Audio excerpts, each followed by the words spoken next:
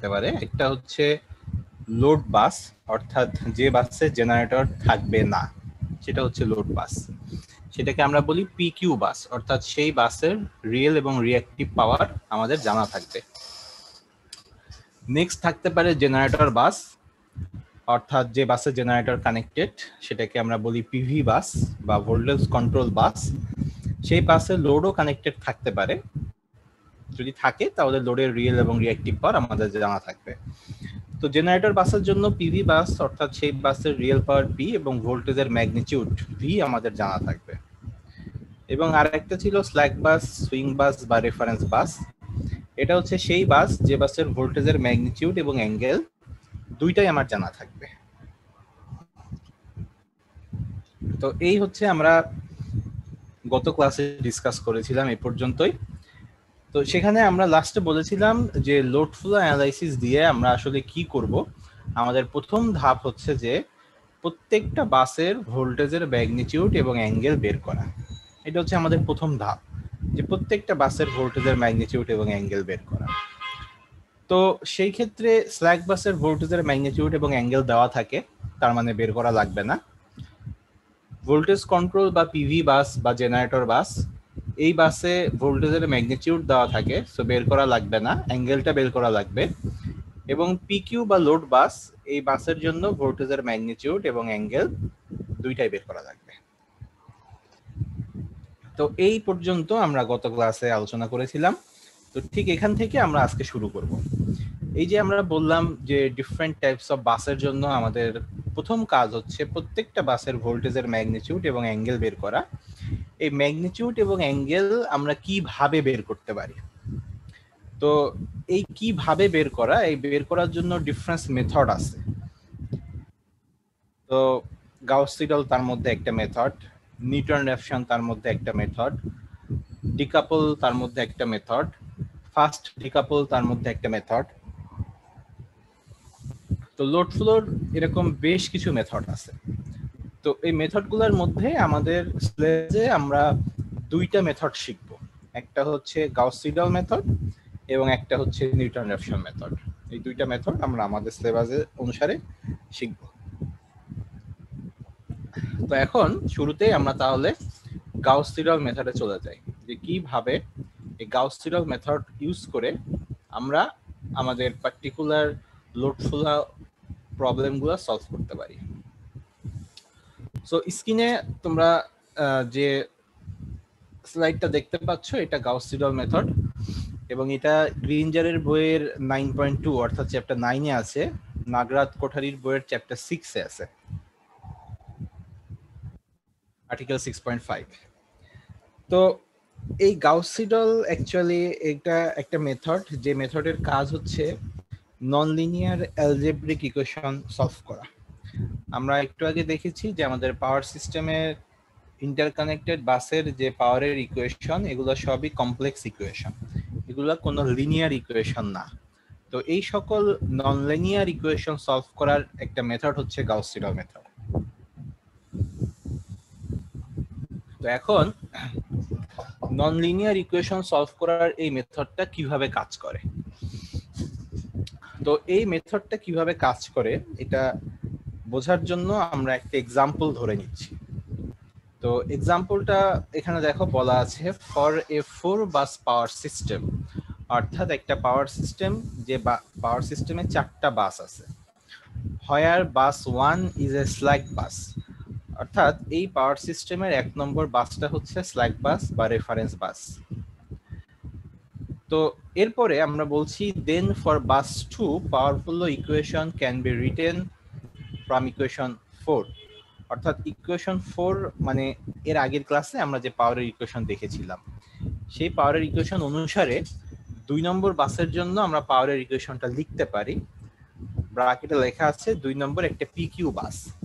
অর্থাৎ আমরা এই মেথডটা ব্যাখ্যা করার জন্য ধরে নিচ্ছি আমাদের 4 বাসের একটা পাওয়ার সিস্টেম আছে। নেক্সট আমরা ধরতেছি 4 বাসের মধ্যে বাস 1টা হচ্ছে স্ল্যাক বাস বা রেফারেন্স বাস। তারপরে আমরা ধরলাম বাস 2 এটা একটা লোড বাস বা পিকিউ বাস। বাস 3 এবং বাস 4 কি জিনিস এটা আমরা এখনো বলি নাই। তো বাস 2 হচ্ছে একটা লোড বাস। এখন বাস 2 যদি লোড বাস হয় তাহলে লোড বাসের জন্য আমাদেরকে বের করতে হবে ভোল্টেজের ম্যাগনিটিউড এবং অ্যাঙ্গেল। যেহেতু লোড বাসের জন্য রিয়েল এবং রিঅ্যাক্টিভ পাওয়ার কোশ্চেনে দেওয়া আছে, তাহলে লোড বাসের জন্য আমাকে বের করতে হবে ভোল্টেজের ম্যাগনিটিউড এবং অ্যাঙ্গেল। তো সেই ক্ষেত্রে 2 নম্বর বাস যদি একটা লোড বাস বা পিকিউ বাস হয়, আমরা কিভাবে এটা বের করতে পারি? তো সেক্ষেত্রে আমরা পাওয়ারের ইকুয়েশন যেটা লিখতে পারি সেটা দেখো, আমরা জানি গত ক্লাসে পি মাইনাস জে কিউ, যেহেতু 2 নম্বর বাস সেহেতু P2 minus J Q two, এটা শিডিউল পাওয়ারের ইকুয়েশন। তো পি মাইনাস জে কিউ ফরম্যাটে যদি আমরা পাওয়ারের ইকুয়েশন লিখি তাহলে ইকুয়েশনটা দাঁড়ায় voltage conjugate into current, voltage conjugate into current. তাহলে সেই অনুসারে ইকুয়েশনটা দাঁড়াবে 2 নম্বর বাসের ভোল্টেজের কনজুগেট ইনটু 2 নম্বর বাসের কারেন্ট। এখন 2 নম্বর বাসের ভোল্টেজের কনজুগেট মানে হচ্ছে V2 কনজুগেট, এটা গুণ আকারে থাকবে। তো সেটা এখানে যে ভাগ আকারে দেওয়া হয়েছে, অর্থাৎ সেটা এখান থেকে ডান পাশ থেকে বাম পাশে সরিয়ে দেওয়া হয়েছে। তো বাম পাশে সরিয়ে দিলে ডান পাশে যেটা গুণ আকারে ছিল বাম পাশে সেটা ভাগ হয়ে যাবে। ইজ ইকুয়াল টু, তাহলে কি এইটা হচ্ছে কারেন্টের ইকুয়েশন, আর কিছু না। এই ইকুয়েশনটা হচ্ছে কারেন্টের ইকুয়েশন। সো কারেন্টের ইকুয়েশন ভাঙানো আমরা গত ক্লাসে দেখেছি, আমরা এটা নিয়ে ডিটেইলস ডিসকাস করেছি। এখানে হচ্ছে ভোল্টেজ V2 যেহেতু 2 নম্বর বাস, কারেন্ট হচ্ছে I2 2 নম্বর বাসের কারেন্ট।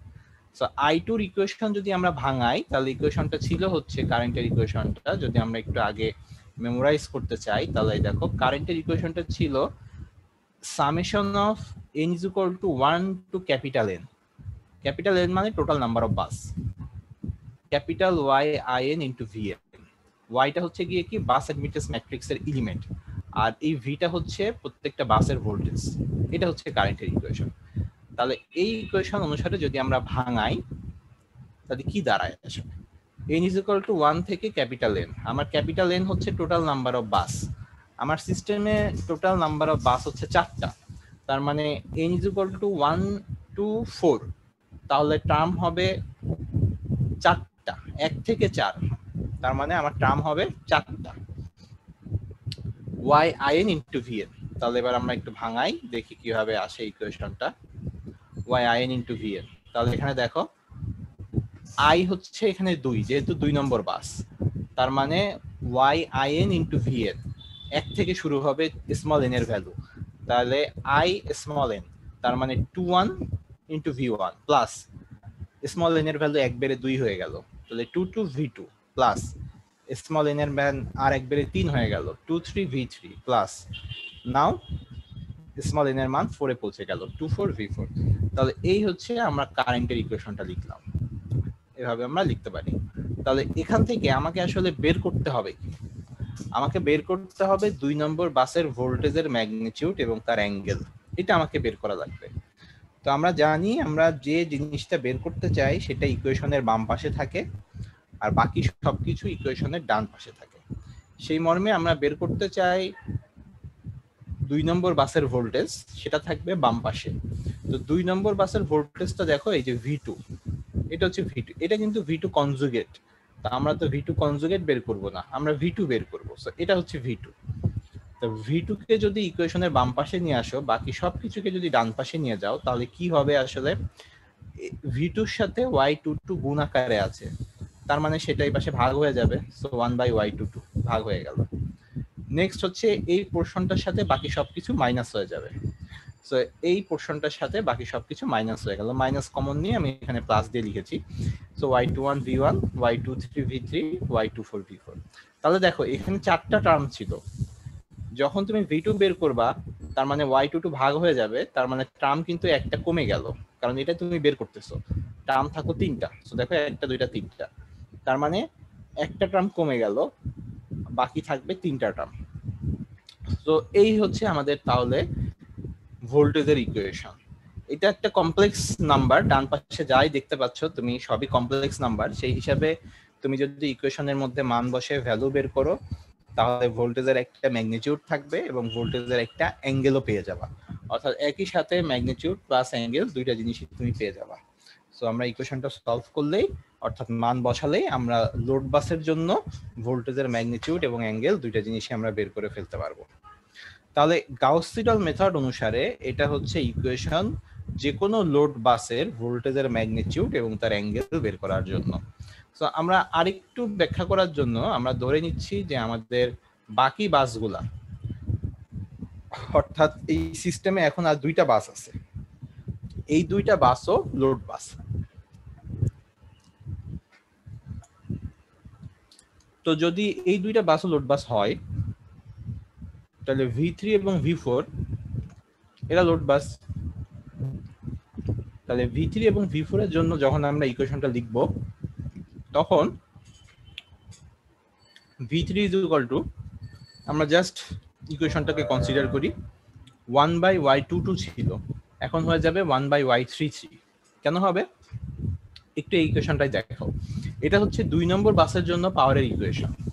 তো এটাকে যদি আমরা 3 নম্বর বাসের জন্য লিখতে চাই, তার মানে P3 minus jQ3 divided by V3 conjugate is equal to, এখানে I এর ভ্যালু এখন 3, যেহেতু 3 নম্বর বাস বের করতেছি, মানে 31V1 plus 32V2 plus 33V3 plus 34V4, অর্থাৎ এটা হয়ে যাচ্ছে 33V3।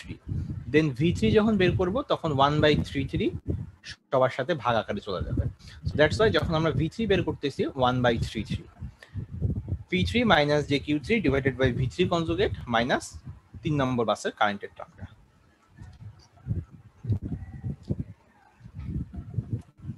এবং একই কথা প্রযোজ্য 4 নম্বর বাসের জন্য।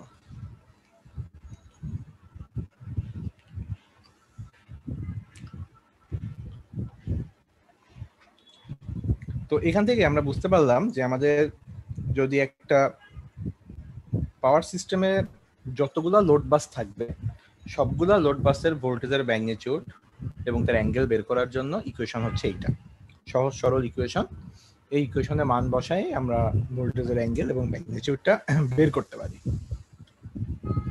এরপরে কিছু লাইন লেখা আছে এখানে, তো কি লাইন লেখা আছে এই লাইনগুলো আমরা এখন বলবো না, আমরা একটু পরে এটা ডিসকাস করবো। অর্থাৎ এখানে যেসব কথাবার্তাগুলো লেখা আছে এগুলো আমরা একটু পরে ডিসকাস করবো। এই দেখো, এই যে এখানে এই যে 2 এর মাথায় 1, 3 এর মাথায় 1, 4 এর মাথায় 1, কারোর মাথায় 0, কারোর মাথায় 1 বসেছে। এগুলা কি বসেছে আমরা এগুলা একটু পরে বলছি। আমরা এবার একটু জেনারেলাইজ ইকুয়েশনটা দেখি, যে ভোল্টেজের অ্যাঙ্গেল এবং ম্যাগনিটিউড বের করার জন্য এটা হচ্ছে জেনারেল ইকুয়েশন। এই জেনারেল ইকুয়েশনটা আমরা একটু ব্যাখ্যা করে দিই, বিকজ আমরা যদি এই জেনারেল ইকুয়েশনটা মনে রাখি তো তাহলে আমরা যে কোনো নেটওয়ার্কের জন্যই ভোল্টেজের ম্যাগনিটিউড এবং অ্যাঙ্গেলের ইকুয়েশন গাউস সিডল মেথড অনুসারে লিখতে পারবো।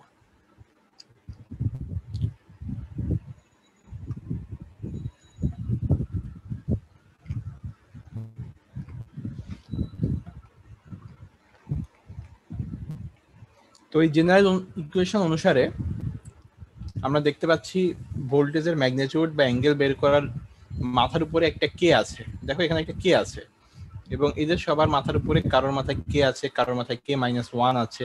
তো এই কে এর বিষয়টা আমরা একটু পরে বলতেছি, জাস্ট আপাতত কে এর বিষয়টা ভুলে যাও।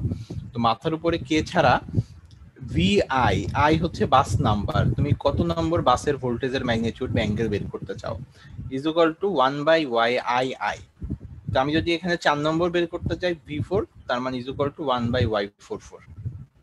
এবার PI মাইনাস JQI, তাহলে I যদি 4 হয় তার মানে P4 minus JQ4 divided by VI conjugate মানে V4 কনজুগেট। সো এতটুকু আমরা বুঝে গেলাম।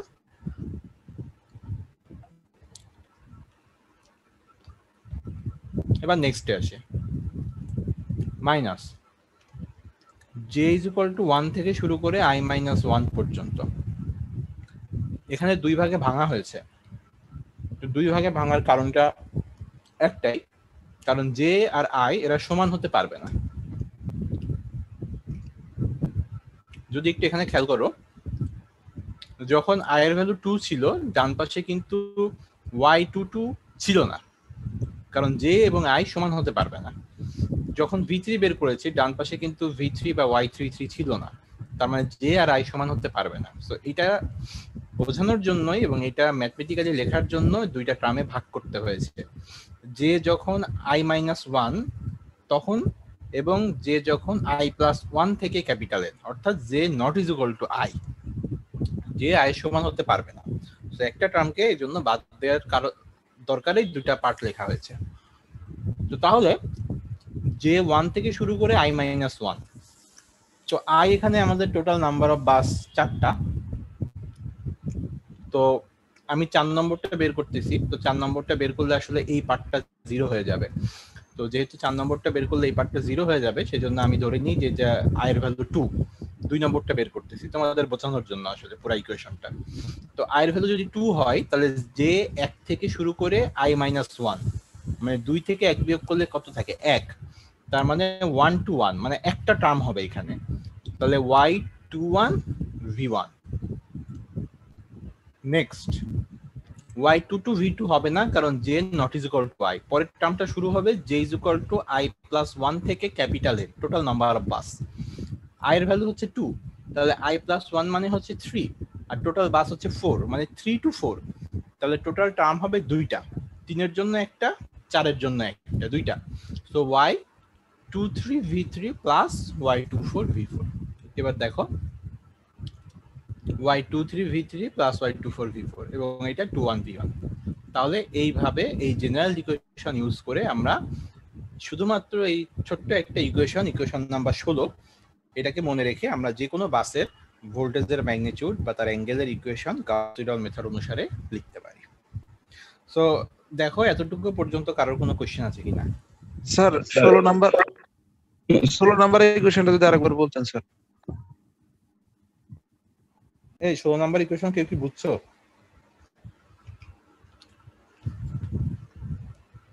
প্রান্ত কোথায়? প্রান্ত বুঝছো তুমি 16 নাম্বার ইকুয়েশন? জি স্যার। তুমি কি 16 নাম্বার ইকুয়েশনটা বুঝতে পারছো? আবার যদি একটু বলতেন ভালো হতো স্যার। আশিক কি বুঝতে পারছো? আশিক স্যার মোটামুটি তো ধারণা পাইলাম, কিন্তু তাও আচ্ছা ঠিক আছে, তাহলে আমরা ইকুয়েশনটা আবার বলি। জেনারেল ইকুয়েশনটা আমাদের লেখার নিয়ম হচ্ছে যে মাথার উপরে কে আছে, তো কে এর বিষয়টা আমি একটু পরে বলতেছি, কে এর বিষয়টা আমি একটু পরে আসতেছি। আই হচ্ছে বাস নাম্বার, যে তুমি কত নম্বর বাসের জন্য ভোল্টেজের ইকুয়েশনটা লিখতেছো। তো আমরা যদি 2 নম্বর বাসের জন্য ভোল্টেজের ইকুয়েশনটা লিখি তাহলে I এর ভ্যালু হবে 2, তাহলে V2 is equal to 1/YII, মানে 1/Y22। এতটুকু গেল। ব্র্যাকেটের মধ্যে PI মাইনাস JQI, I যেহেতু 2, তার মানে P2 minus JQ2 divided by VI conjugate, মানে V2 conjugate, minus J is equal to 1 থেকে I-1।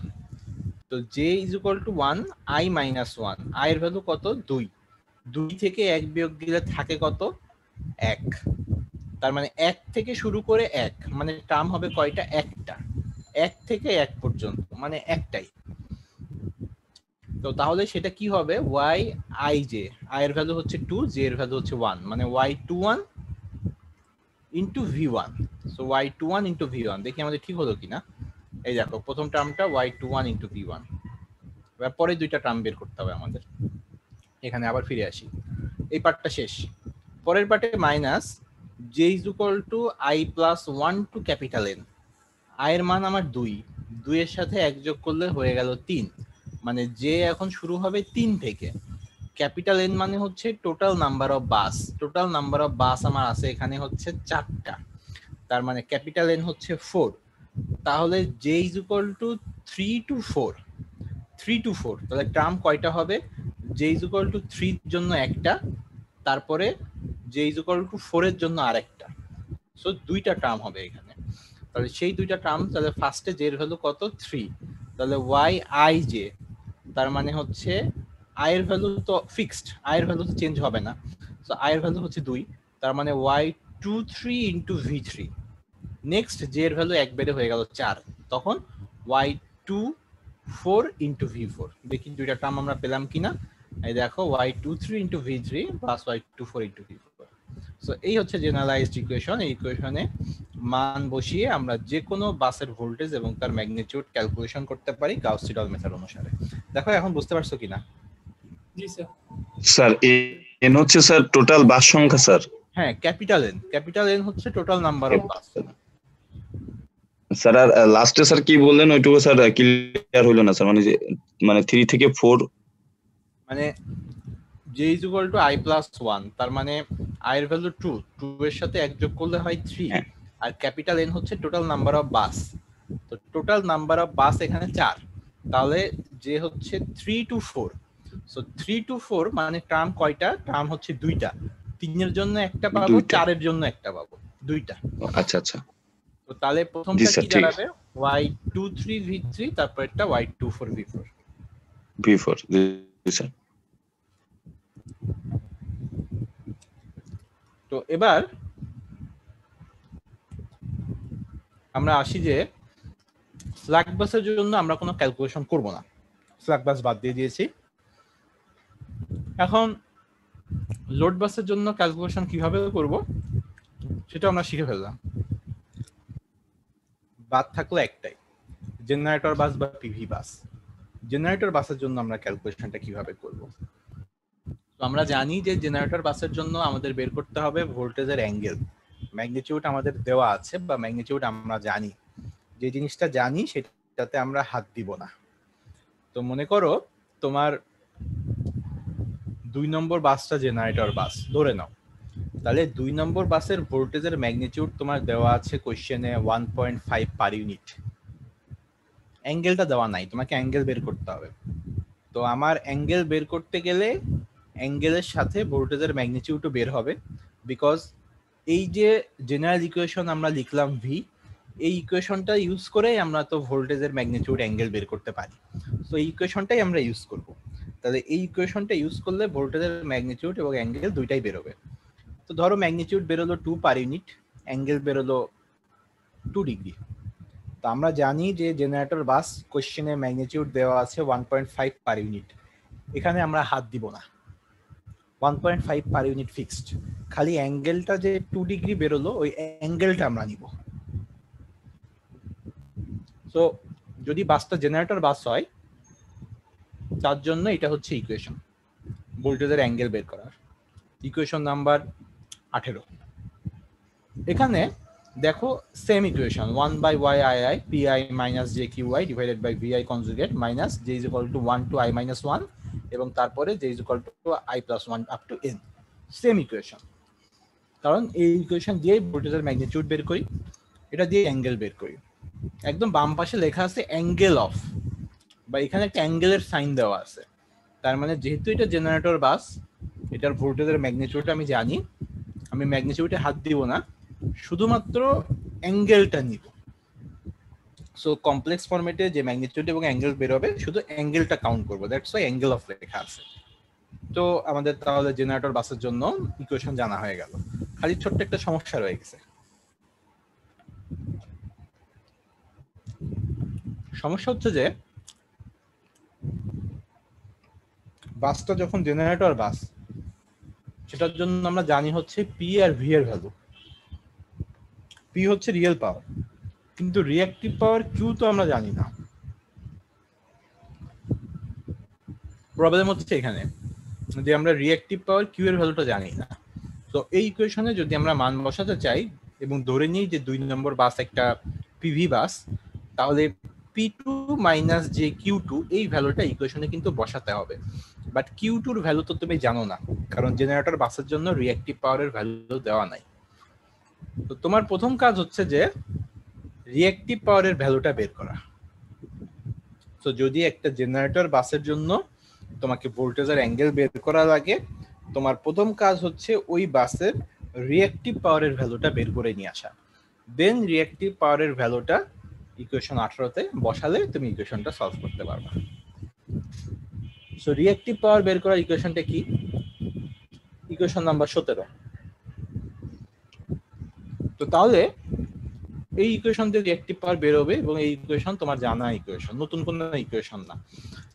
আইএম, এটা হচ্ছে আইএম। এই আইএম লেখার অর্থ হচ্ছে এটা তো একটা কমপ্লেক্স কোয়ান্টিটি।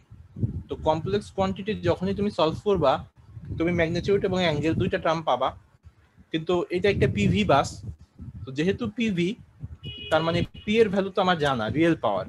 সো কমপ্লেক্স কোয়ান্টিটির রিয়েল পাওয়ারের পার্ট বা রিয়েল পোর্শনটা আমি নিব না, আমার শুধুমাত্র ইমাজিনারি পাওয়ারের পার্টটা দরকার। দ্যাটস ওয়াই শুধুমাত্র ইমাজিনারি ভ্যালুটা নিব, এই জন্য আইএমটা দেওয়া, যে ইমাজিনারি ভ্যালুটা নিতে হবে। আর এখানে মাইনাস দেওয়া কেন, কারণ আমরা একটু আগে যাই, আমাদের ইকুয়েশনটা হচ্ছে P minus J Q format. তো যেহেতু পি মাইনাস জে কিউ, তাহলে ওই মাইনাস জে কিউ এর কারণে কিউ থাকলে মাইনাসটা ডান পাশে আসলে মাইনাস গুণ হয়ে যায়। এই যে এখানে ছিল একদম আমাদের ইকুয়েশন নাম্বার 7 এ রিঅ্যাক্টিভ পাওয়ারের ইকুয়েশনে minus, because P minus J Q. তো এখান থেকে কিউ নিয়ে আসলে এই মাইনাসটা ডান পাশে নিয়ে গেলে এই মাইনাস হয়ে গেল। আর যেহেতু ইমাজিনারি সাইন মিন করে, যেটা imaginary part, that's why imaginary পার্টটা আমাদেরকে নিতে হচ্ছে। তো এই হচ্ছে আমাদের এই পাওয়ারের ইকুয়েশন, এবং যা ছিল তাই, ভোল্টেজ কনজুগেট ইনটু কারেন্ট। তো তুমি যদি 2 নম্বর বাসের জন্য বের করো I2 মানে Q2, এর ভ্যালু যদি 2 হয় Q2, তার মানে V2 কনজুগেট ইনটু 2 নম্বর বাসের কারেন্ট। সহজ ইকুয়েশন। তো এখানে ধরে নেওয়া হচ্ছে 4 নম্বর বাস একটা পিভি বাস। যদি 4 নম্বর বাস পিভি বাস হয়, তাহলে 4 নম্বর বাসের জন্য আমার পাওয়ারের ইকুয়েশন রিঅ্যাক্টিভ পাওয়ার Q4, যেহেতু I এর value 4, is equal to imaginary পার্টটা নিতে হবে মাইনাস V4 কনজুগেট ইনটু 4 নম্বর বাসের কারেন্টের ইকুয়েশন। সেটা শুরু হবে 41 V1 Y41 V1 plus Y42 V2 plus Y43 V3 plus Y44 V4। So একেবারে সেম পাওয়ারের ইকুয়েশন। তো আমাদের কাজ হচ্ছে, যদি একটা জেনারেটর বাস হয়, তার জন্য দুইটা ইকুয়েশন সলভ করতে হবে। প্রথম ইকুয়েশন দিয়ে তার ইমাজিনারি পাওয়ারটা বের করে নিতে হবে। সেকেন্ড, ইমাজিনারি পাওয়ারের মানটা তার ভোল্টেজের ম্যাগনিটিউড বা অ্যাঙ্গেল বের করার ইকুয়েশনে বসিয়ে ভোল্টেজের অ্যাঙ্গেলটা বের করে নিতে হবে, দুইটা ইকুয়েশন ইউজ করে। আর যদি লোড বাস হয়, তাহলে সরাসরি ভোল্টেজের ম্যাগনিটিউড বা অ্যাঙ্গেলের ইকুয়েশন দিয়ে মান বের করতে হবে। সো দেখো জেনারেটর বাসের জন্য কোনো কোয়েশ্চেন আছে কিনা, কোনো কনফিউশন আছে কিনা।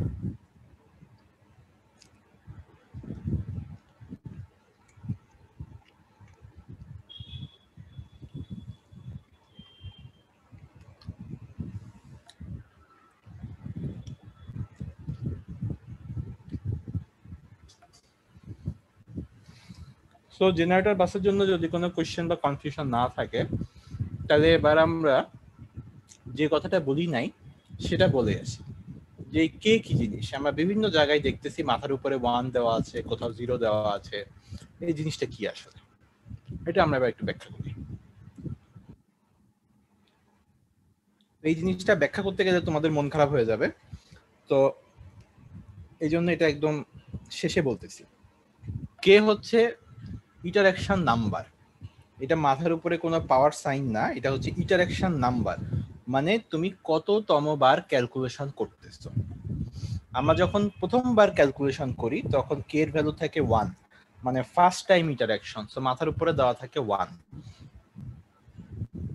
এখন ঘটনা হচ্ছে যে কততম বার ক্যালকুলেশন করব, এটা আমার কেন দরকার, আমি আসলে কয়বার ক্যালকুলেশন করব।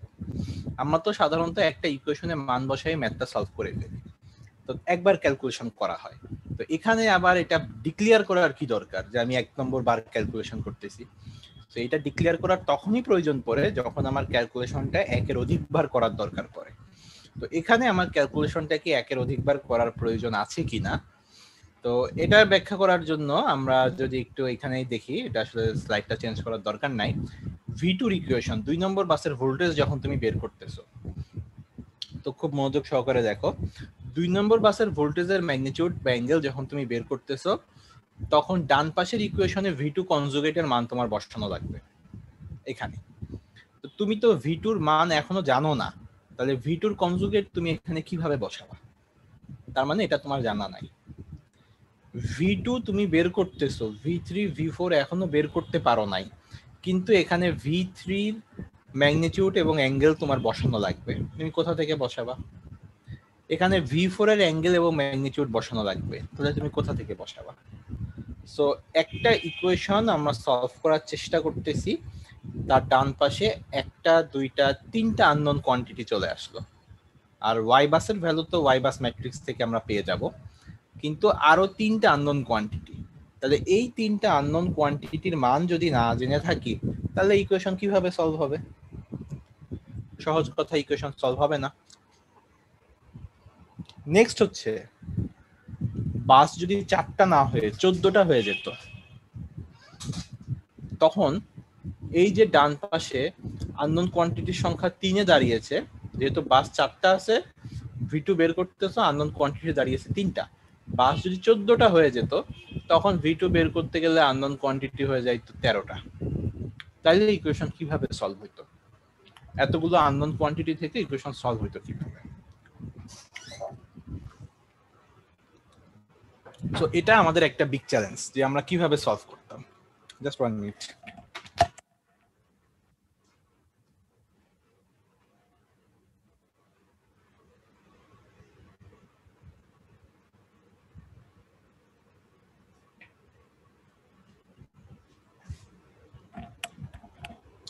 তো এখন এই সলিউশনটা করার জন্য আমরা এই যে মেথডগুলো ইউজ করি, সেটা হোক গাউস সিডল, হোক নিউটন রাফসন, হোক ডিকাপল বা ফাস্ট ডিকাপল, সব মেথডেরই একটা ডাকনাম আছে, কমন ডাকনাম, যে ডাকনাম দিয়ে সব মেথডকেই ডাকা যায়।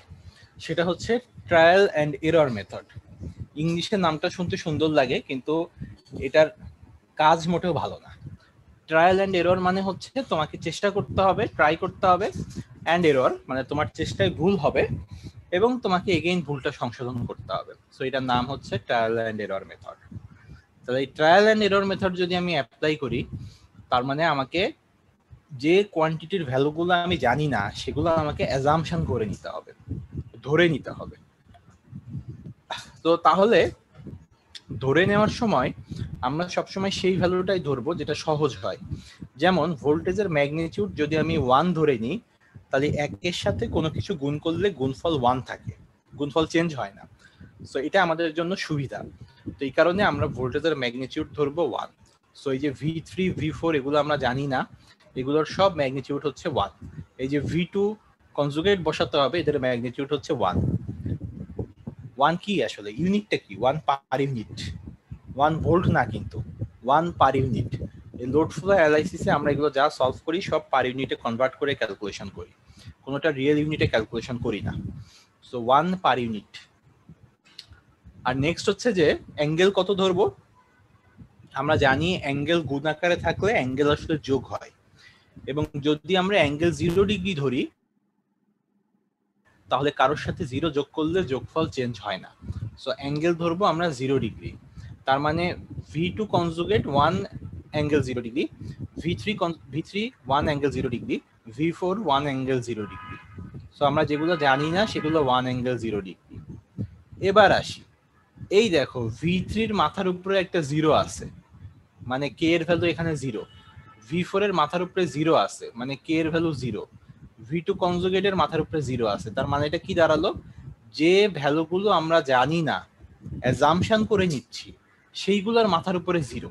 অর্থাৎ এদের নাম্বার অফ ইন্টারাকশন, মানে আমরা ক্যালকুলেশন করেছি 0 বার, আমরা একবারও এখন এই ভ্যালুগুলো ক্যালকুলেশন করে বের করি নাই, ক্যালকুলেশন না করে আমরা অ্যাজাম্পশন করে বসিয়েছি। সো আমাদের নাম্বার অফ ক্যালকুলেশন এই পার্টিকুলার ভ্যালুগুলোর জন্য 0। That's why number of calculation এই পার্টিকুলার ভ্যালুর জন্য 0। এগুলো আমাদের অ্যাজিউম করা ভ্যালু। V1 এর মাথার উপরে কিচ্ছু নাই, কারণ V1 হচ্ছে স্ল্যাক বাসের ভোল্টেজ এবং অ্যাঙ্গেল, যেটা কোশ্চেনে দেওয়া আছে, যেটার জন্য আমাদের কোনো ক্যালকুলেশন করা লাগবে না। সো এই কারণে এটার মাথার উপরে কিছু নাই, এটা ফাঁকা। এবার আসি, একদম বাম পাশে V2 আমি প্রথমবার ক্যালকুলেশন করতেছি, দ্যাটস ওয়াই এটার মাথার উপরে 1, মানে ফার্স্ট টাইম ইন্টারাকশন। এবার যখন আমি V3 শুরু করব, তখন V3 প্রথমবার ক্যালকুলেশন করতেছি, সো V3 এর মাথার উপরে 1। তো V3 কনজুগেট আমি জানি না, অ্যাজিউম করা ভ্যালু, দ্যাটস ওয়াই মাথার উপরে 0। V1 স্ল্যাক বাস, কিছু লেখা লাগবে না, it's given, it fixed. V2 এর মাথার উপরে এখন আর 0 নাই, কারণ V2 এখন আর 1 অ্যাঙ্গেল 0 ডিগ্রি, অ্যাজাম্পশন করা ভ্যালু না। V2 অলরেডি একটু আগে আমরা ক্যালকুলেশন করে বের করেছি, সো যে ভ্যালুটা বের করেছি সেই ভ্যালুটা এখন বসাবো। দ্যাটস ওয়াই V2 এর মাথার উপরে 1, মানে ফার্স্ট টাইম ক্যালকুলেশন করা ভ্যালুটা এখানে বসবে, ফার্স্ট টাইম ইন্টারাকশন করা ভ্যালুটা এখানে বসবে। V4 এখনো ক্যালকুলেশন করতে পারি নাই, মাথার উপরে 0, মানে অ্যাজিউম করা ভ্যালু বসাতে হবে 1 অ্যাঙ্গেল 0 ডিগ্রি। যখন আমি V4 বের করব, তার আগের সবগুলো আমি ক্যালকুলেশন করে এসেছি, তার মানে V4 এর ইকুয়েশনে V2 এবং V3 এর মাথার উপরে 1 বসবে। দেখো V2 এবং V3 এর মাথার উপরে 1 বসেছে, অর্থাৎ ফার্স্ট টাইম ইন্টারঅ্যাকশন করা ভ্যালু এখানে বসাও। আর V4 যেহেতু বের করতেছি সেহেতু V4 কনজুগেটের মাথার উপরে 0, কারণ এটা এখনো বের হয় না, এটা অ্যাজিউম করা ভ্যালু বসাতে হবে। তাহলে এটা হচ্ছে কে মানে নাম্বার অফ ইন্টারঅ্যাকশন। এখন ঘটনা হচ্ছে যে প্রথমবার ক্যালকুলেশন করে আমরা তো সলভ করে ফেললাম, এরপরে কি করব? আমরা সলভ করলাম, আমাদের সলিউশন ঠিক আছে কিনা এটা তো আমরা জানি না। আমরা বললাম যে V3 যখন V2 বের করেছি তখন আমরা ধরে নিয়েছি V3 V4 ছিল 1 অ্যাঙ্গেল 0 ডিগ্রি। আদৌ কি V3 V4 1 অ্যাঙ্গেল 0 ডিগ্রি ছিল? V3 V4 এর অ্যাকচুয়াল ভ্যালু কত এ আমরা জানি না। তো আমাদের সলিউশন হলো কিনা আমরা বুঝবো কিভাবে? তো বোঝার উপায় হচ্ছে টলারেন্স লেভেল স্যাটিসফাই করা। টলারেন্স কি জিনিস? V2 এর ভ্যালু আমরা ধরে নিয়েছি 1 অ্যাঙ্গেল 0 ডিগ্রি। V2 ক্যালকুলেশন করে আমরা বের করলাম 1.5 অ্যাঙ্গেল 2 ডিগ্রি। তাইলে বিয়োগফল কত হলো? 1.5 মাইনাস 1 মানে 0.5 ভোল্টেজের ম্যাগনিটিউডের মিসম্যাচ হয়ে গেছে। আমাদের অ্যাজাম্পশন করা ভ্যালু এবং ক্যালকুলেশন করা ভ্যালুর মধ্যে 0.5 মিসম্যাচ হয়ে গেছে। তো এই মিসম্যাচ থাকলে আমার ইকুয়েশনটা সলিউশন ঠিক হয় নাই, এটা ঠিক হয় নাই। তো কতটুকু আমরা কনসিডার করব এটাই হচ্ছে টলারেন্স লেভেল।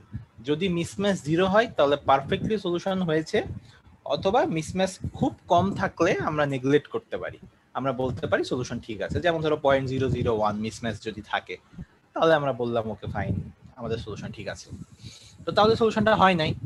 সলিউশন যদি না হয় এবার আমাদের কাজ কি? আমাদের কাজ হচ্ছে পুরা সেট ক্যালকুলেশন করার পরে ওয়ান্স এগেইন আবার শুরু করা, যেহেতু হয় নাই।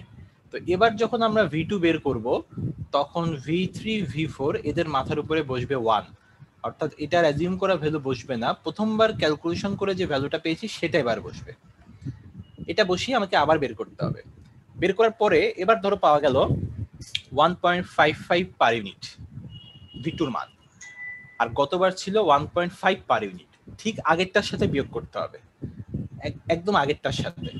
সো এবার পেলাম 1.55, তার আগে ছিল 1.5, ডিফারেন্স চলে আসলো 0.05।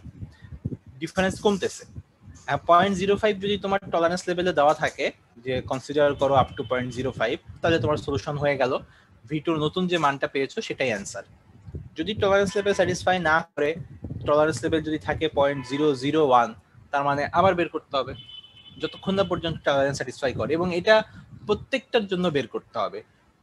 V2 V3 V4 সবার জন্য। যখন একটা স্যাটিসফাই করে যাবে সেটা সেখানে স্টপ, বাট বাকিগুলা স্যাটিসফাই না করা পর্যন্ত বাকিগুলাকে বারবার বের করতে হবে। সো এইভাবে একটা সলিউশন যতবার টলারেন্স লেভেল স্যাটিসফাই না করে ততবার করে যেতে হবে। তো কোশ্চেন হচ্ছে দুইটা। প্রথম কথা, প্র্যাকটিক্যালে আসলে সলিউশন করার জন্য অ্যাকর্ডিং টু গাউস-সিডেল মেথড কতবার ক্যালকুলেশন করা লাগে, এবং দ্বিতীয় কোশ্চেন হচ্ছে তোমাদের পরীক্ষায় কি আসবে।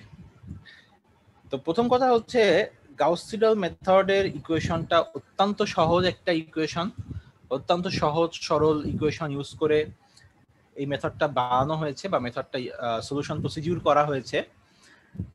তো যে ইকুয়েশন যত সিম্পল সেই ইকুয়েশনের সলিউশন বের করা তত ডিফিকাল্ট, এটা কিন্তু সত্যি কথা।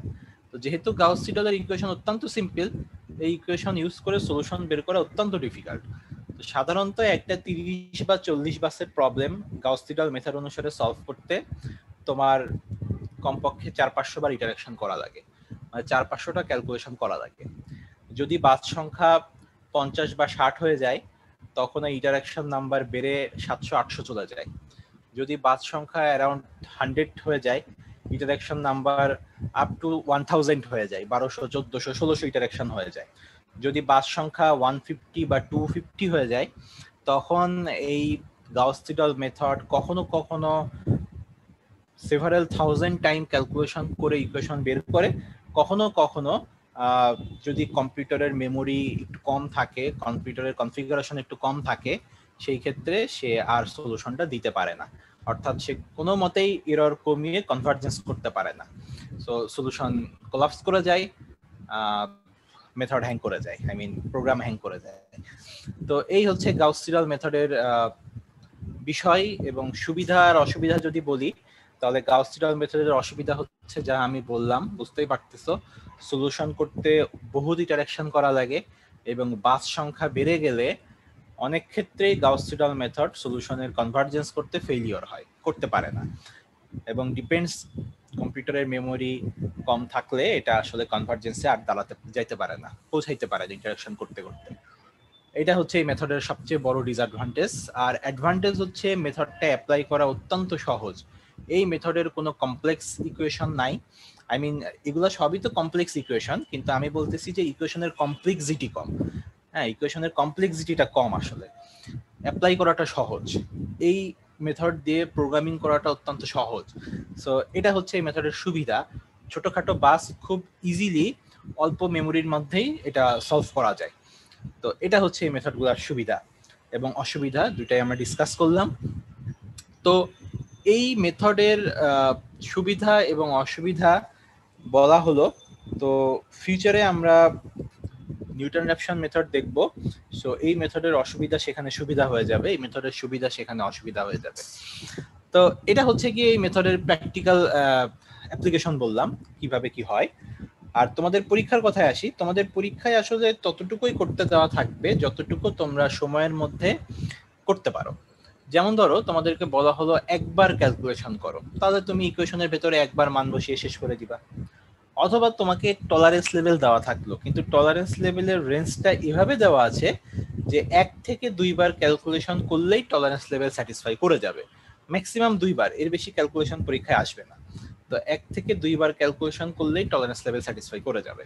সো তোমার পরীক্ষায় তোমার প্রবলেমের রেঞ্জটা এতটুকুই থাকবে, আইদার একবার অথবা 2 বার ক্যালকুলেশন করতে হবে। টলারেন্স দেওয়া থাকলে সেভাবেই দেওয়া থাকবে যেন 1 থেকে 2 ক্যালকুলেশনের মধ্যেই টলারেন্স স্যাটিসফাই করে, অথবা সরাসরি বলে দেওয়া থাকবে যে একবার বা 2 বার ক্যালকুলেশন করো, ইটারেকশন করে ভ্যালু বের করে দাও।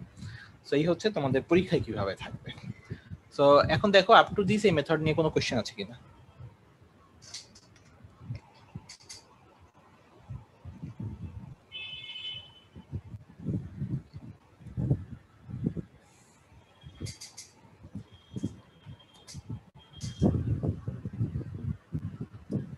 এখন পর্যন্ত প্রবলেম ধরতে পারতেছি না, মেবি যখন আমরা ম্যাথমেটিক্যাল প্রবলেম সলিউশন করব তখন হয়তো কোনো সমস্যার সম্মুখীন হতে পারে।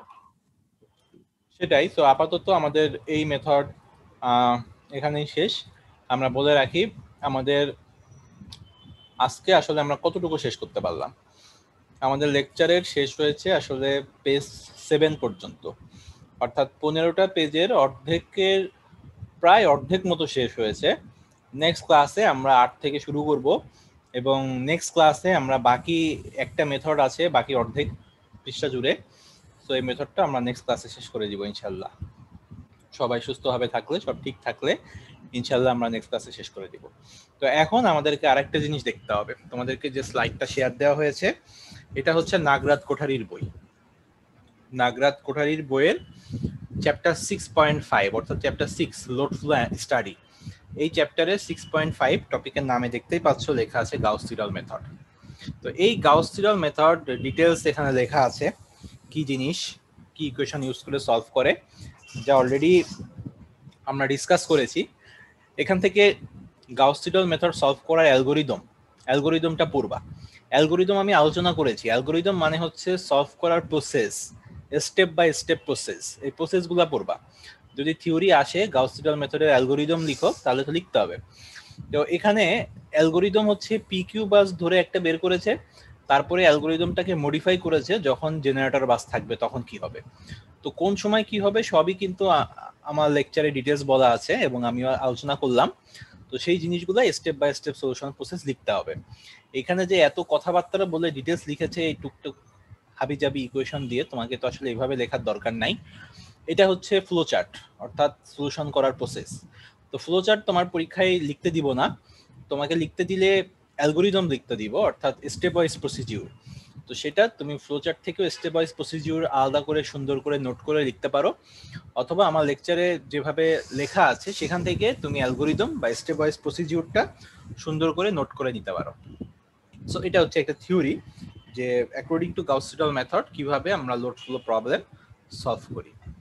এবার আমরা আসি একটা ম্যাথ, এক্সাম্পল 6.4। এটা একটা পার্টিকুলার ম্যাথ যেটা গাউস-সিডল মেথড ইউজ করে সলভ করা হয়েছে। সো এখানে টোটাল নাম্বার অফ বাস হচ্ছে 4টা। তো এই বাসের মধ্যে 1 নম্বরটা হচ্ছে স্ল্যাক বাস। সো এই বাসের ভোল্টেজের ম্যাগনিটিউড এবং অ্যাঙ্গেল আমার দেওয়া আছে। 2, 3, 4 সবগুলাই লোড বাস। সো কোনো বাসের জন্যই ভোল্টেজের ম্যাগনিটিউড এবং অ্যাঙ্গেল দেওয়া নাই, কিন্তু এরা পি কিউ বাস। সো প্রত্যেকের জন্যই পি এবং কিউ এর ভ্যালু দেওয়া আছে।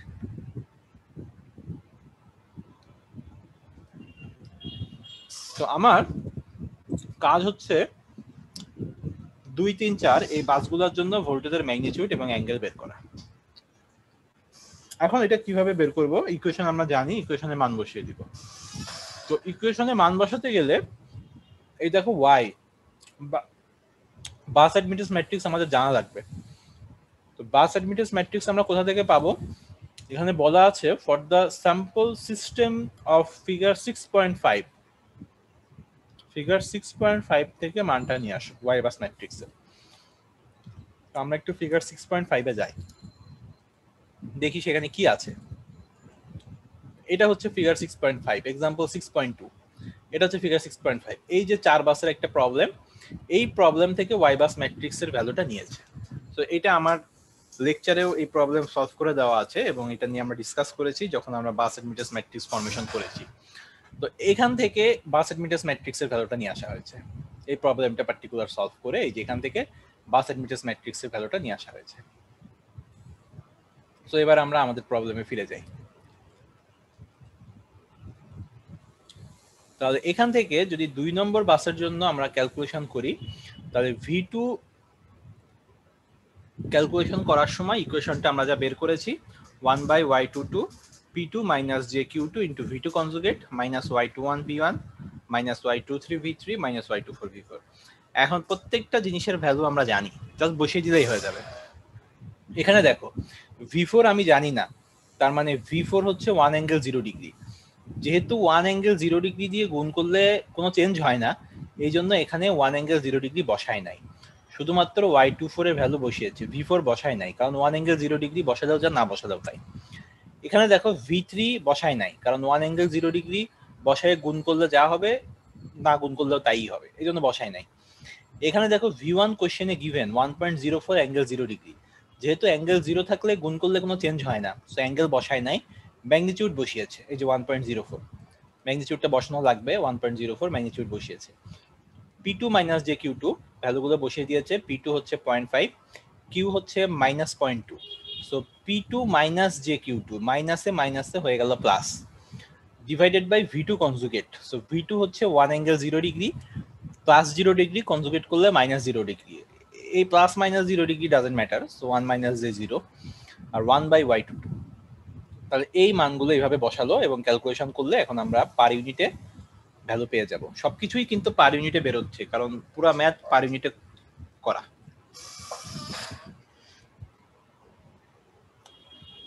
V3 এর মানটা বের করার সময় একই নিয়ম, সেম ইকুয়েশনের মধ্যে মান বসালে V3 বের হয়ে যাবে। তো এখানে একটা জিনিস খেয়াল করো, যখন V3 বের করতেছি তখন কিন্তু আমাদের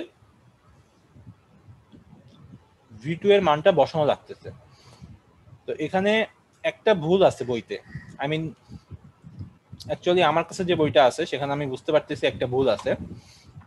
সেটা হচ্ছে এইটা, V3 ইকুয়েশনে y31 V1 minus y32 V2 হবে। এটা ভুল করে V3 বসেছে, এটা V3 বসবে না, এটা 32 V2 হবে। অর্থাৎ V2 এর মানটা বসা, V2 কিন্তু এখন যেটা বের করেছি সেটা বসবে। সো V2 এর মান বসবে 1.019 প্লাস j 0.046। দেখো বসেছে কিনা, এই দেখো বসে গেছে 1.019 প্লাস j 0.046। সো V2 এর মানটা এই যে বসে গেছে এখন, বিকজ V2 আমি একবার ক্যালকুলেশন করে ফেলেছি।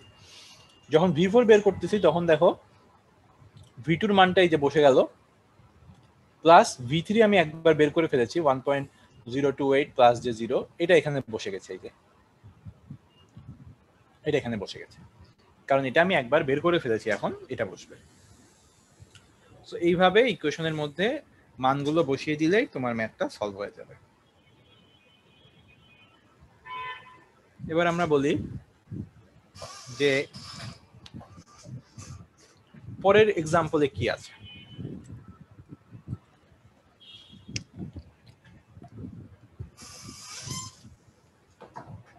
সো পরের এক্সাম্পলটার জন্য 6.5 এ আসি। এখানে বলা আছে এক্সাম্পল 6.4 এ যা করেছি সব ঠিকঠাক আছে, শুধুমাত্র ধরে নাও বাস 2টা একটা পিভি বাস। এখন বাস 2 যদি পিভি হয়ে যায় তাহলে নিশ্চয়ই 2 নম্বর বাসের জন্য পাওয়ার তো আগেই দেওয়া ছিল, কিন্তু 2 নম্বর বাসের ভোল্টেজের ম্যাগনিটিউড এখন জানা লাগবে। সো 2 নম্বর বাসের ভোল্টেজের ম্যাগনিটিউড এখন দেখো কোশ্চেনে বলে দেওয়া আছে, mod of V2 1.04 per unit. এখন তোমাকে গাউস সিডল মেথড অনুসারে ফার্স্ট ইটারেকশন করো, at the end of first GS iteration ভ্যালুটা বের করতে হবে, অর্থাৎ একবার ইটারেকশন করতে হবে, করে ভ্যালুটা বের করতে হবে। এটা বের করতে গেলে আমরা যেহেতু 2 নম্বর বাসটা পিভি বাস, তার মানে 2 নম্বর বাসের জন্য ম্যাগনিটিউড দেওয়াই আছে, শুধুমাত্র অ্যাঙ্গেল বের করব, অর্থাৎ del2 বের করব। আর 2 নম্বর বাসের জন্য del2 বের করতে গেলে Q2 বের করা লাগবে। আমরা জানি যদি বাসটা জেনারেটর বাস হয় রিঅ্যাকটিভ পাওয়ার বের করা লাগে, সো Q2 বের করা লাগবে। তাহলে এটা বের করতে গেলে এখন কোশ্চেনে একটা রিঅ্যাকটিভ পাওয়ারের রেঞ্জ দেওয়া আছে। দেখো রিঅ্যাকটিভ পাওয়ারের একটা রেঞ্জ দেওয়া আছে। Q2 এর ভ্যালু হচ্ছে given 0.2 less than or is equal two Q2 1, অর্থাৎ 0.2 এর সমান বা বড় কিন্তু 1 এর ছোট হবে Q2। এই রেঞ্জ দেওয়া আছে। তোমাকে কি করতে হবে, তোমাকে ফার্স্টে Q2 এর ভ্যালুটা বের করতে হবে এবং দেখতে হবে সেটা এই রেঞ্জ স্যাটিসফাই করে কিনা। তো আমরা Q2 এর ইকুয়েশন দিয়ে ভ্যালুটা বের করলাম। ভ্যালুটা বের করার পরে এই রিয়েল পার্টটা আমরা নিব না, শুধুমাত্র ইমাজিনারি পার্টটা নিব। মাইনাসে মাইনাসে প্লাস হয়ে গেল 0.2079, এটা আমাদের ভ্যালু বেরোলো। এখন 0.2079 এটা এই রেঞ্জ স্যাটিসফাই করে, বিকজ 0.2 এর থেকে বড় কিন্তু 1 এর থেকে ছোট। তো যদি রেঞ্জ স্যাটিসফাই করে তাহলে পাওয়ারের যে ভ্যালুটা আমরা পেয়েছি সেই ভ্যালুটা ধরে নিয়েই ক্যালকুলেশন করব। সো Q2 এর যে ভ্যালুটা পেলাম সেটা ধরে নিয়ে এখন এই যে অ্যাঙ্গেল del2 বের করলাম। সেম ইকুয়েশন মান বসিয়ে দিলাম, এই যে Q2 এর ভ্যালু 0.2079 বসিয়ে মান বের করলাম। এখানে কি করলাম, del2 অ্যাঙ্গেলটা নিলাম, ডিগ্রি থেকে রেডিয়ানে কনভার্ট করেছে। আসলে এগুলো আননেসেসারি, যে কোনো একটা ফরম্যাটে যদি তোমার সবকিছু থাকে, আই মিন তোমার যদি ওয়াই বাস রেডিয়ানে বের করা থাকে তাহলে ভোল্টেজের অ্যাঙ্গেলগুলোও রেডিয়ানে বের করে ক্যালকুলেশন করতে হবে। যদি ওয়াই বাস তুমি ডিগ্রিতে বের করো তাহলে সবকিছুই ডিগ্রিতে বসাবা, যে কোনো একটা ফরম্যাটে থাকলেই হবে। দেন ভোল্টেজ V2 এর ভ্যালুটা আপডেট করেছে, অর্থাৎ 1.04 এই ম্যাগনিটিউড তো ফিক্সড, এর সাথে যে অ্যাঙ্গেলটা পেলাম সেটাকে ত্রিকোণমিতিক ফর্মে cos del2 প্লাস যে sin del2 এই ক্যালকুলেশন করে V2 এর ভ্যালুটা আপডেট করে নেওয়া হয়েছে। এরপরে V3 বের করলাম। V3 বের করার সময় আমরা জাস্ট আপডেটেড V2 টা বসালাম 1.03, এই যে 1.03946 প্লাস যে 0.035351 আপডেট V2 টা বসালাম। এভাবে V4 বের করলাম এবং অ্যান্সার শেষ। এখন যদি রেঞ্জ স্যাটিসফাই না করে তাহলে কি হতো, পরের পৃষ্ঠায় সেটা বলা আছে যে রেঞ্জটাকে একটু বাড়িয়ে দিয়েছে, রেঞ্জটা এখন 0.25 থেকে 1 এর ভেতরে, কিন্তু আমরা ক্যালকুলেশন করে পেলাম 0.2079। তাহলে এই 0.2079 এটা কিন্তু 0.25 এর থেকে ছোট। তো তুমি ক্যালকুলেশন করে যে ভ্যালুটা পাবা সেটা যদি তোমার লোয়ার লিমিটের থেকে ছোট হয় তাহলে তুমি লোয়ার লিমিটটা কনসিডার করবা 0.25। সো দ্যাটস ওয়াই এখানে লোয়ার লিমিটটা কনসিডার করা হয়েছে 0.25। আর তুমি যে ভ্যালুটা বের করলা সেটা যদি আপার লিমিটের বড় হয়, ওয়েল জাস্ট এ মিনিট, একটা কল আসছে, আমি রিসিভ করে নিই।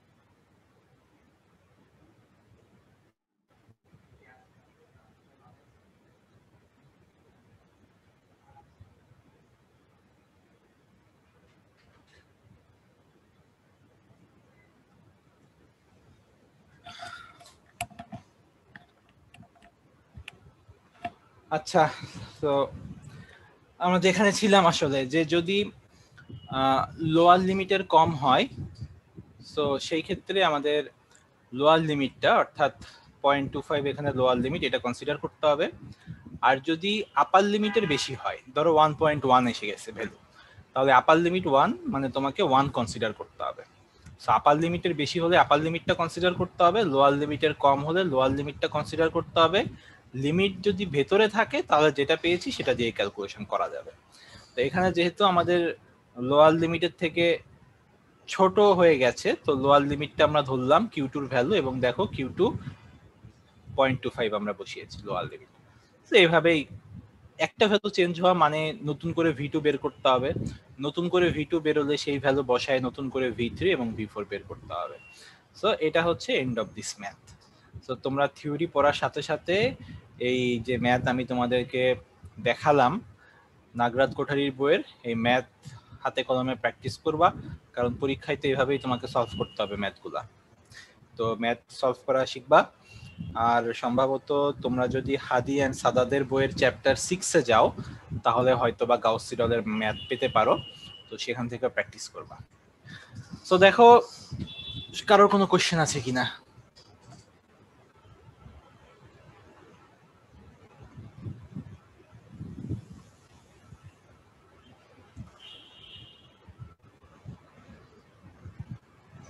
সো কারোর কোনো কোশ্চেন নাই, তাহলে আমরা মোটামুটি বুঝতে পারছি, তাই তো?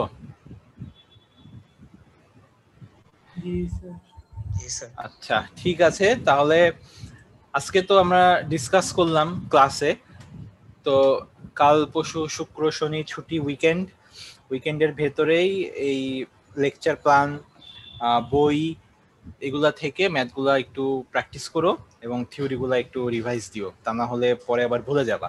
আর নেক্সট ক্লাসে যেহেতু আমরা আরো একটা মেথড নিয়ে ডিসকাস করবো ইনশাল্লাহ, সব ঠিক থাকলে, তো সেই হিসাবে আমরা আবার নতুন মেথডে কিন্তু ঢুকে পড়বো। সো গাউস সিডল মেথড এই পর্যন্তই আমাদের আলোচনা। স্যার বলো। স্যার লেকচারগুলো আপলোড দিবেন না?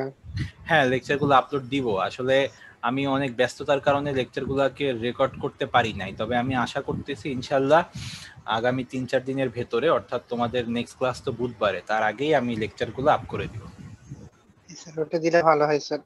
হ্যাঁ, আমি দিয়ে দিব ইনশাল্লাহ। আসলে আমি এই 1-2 সপ্তাহ ধরে কিছু কাজ নিয়ে অনেক বিজি আছি, যার কারণে আমি এক্সট্রা করে টাইমটা দিতে পারি নাই, তবে আমি ইনশাল্লাহ আগামী কয়েকদিনের মধ্যে এটা তৈরি করে আমি আপ করে দিব। ঠিক আছে, তাহলে এই পর্যন্তই আজকে। আল্লাহ হাফেজ। তাহলে সবাই ভালো থাকো, সুস্থ থাকো। আল্লাহ হাফেজ। আসসালামু আলাইকুম স্যার। আসসালাম।